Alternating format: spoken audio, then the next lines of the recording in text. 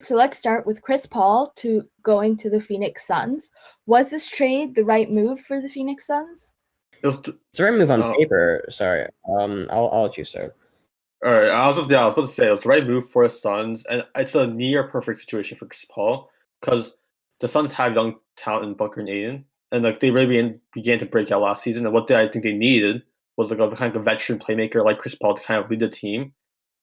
Chris Paul, what he did for OKC, and he helped like Gilgeous-Alexander kind of break out. Like he has the ability to make the teams around him better. He has the ability to help these younger guys kind of develop their game and grow in their game. And we know Chris Paul that he likes to be a leader on his team. He didn't fit well with Harden on Houston. They weren't a cohesive match. But I think put him on a team like Suns, get surround talented guys like Devin Booker, but let Chris Paul still be a leader and kind of be a mentor to these younger guys. I think that's the perfect situation.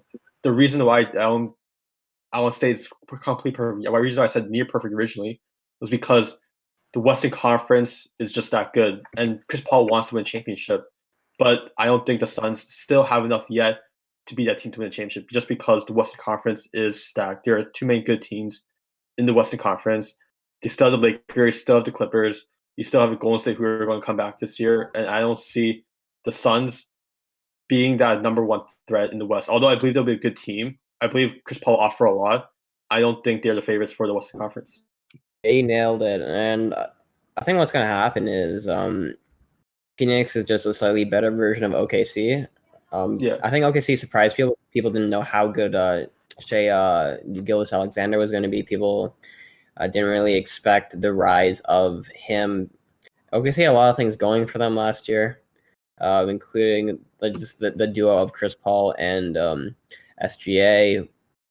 I think Phoenix is going to be what OKC was last year with a little bit more talent in Devin Booker and DeAndre Ayton. I think they're just a slightly more talented team than OKC, but I think OKC had an interesting dynamic where they were the underdog and they played through that all year. I think it'll be difficult for Phoenix because the expectations are a lot higher on them this year. We have to remember this was a team that didn't make the playoffs last year. Chris Paul obviously makes them better, but he doesn't really change. He doesn't make the team a whole other level better. Ricky Rubio did a good job, and he did in his distribution. I think he and Chris Paul are similar players, so I think he'll obviously bring in something different, Chris Paul, but I don't think he's going to completely change the way that they play. The Western Conference is too deep. I think they'll be, a 6-7 seed, an 8 seed. They'll be on the fringe, but adding Chris Paul, he's not in his prime. He's towards the end of his career. He doesn't, turn you into contender. He turns you into a better team. But that's really what Phoenix is going to be a better team than last year. But that's really, I think, their peak. This isn't a team that can win because there's just so much talent on other teams. Yeah. And we see the way that teams are building. Like we saw the Lakers last year with Davis and LeBron, the Clippers with Kawhi and George. Giannis now has some extra help, which we'll talk about in a second. Brooklyn has KD, Kyrie, Golden State, Steph and Clay. The list goes on and on and on of teams that have multiple superstars. Devin Booker isn't at the level of the teams with two superstars. Devin Booker is almost like he would be the third best players on all the teams I just mentioned. And again, for that reason alone, Phoenix has talent, but they're not NBA championship talent.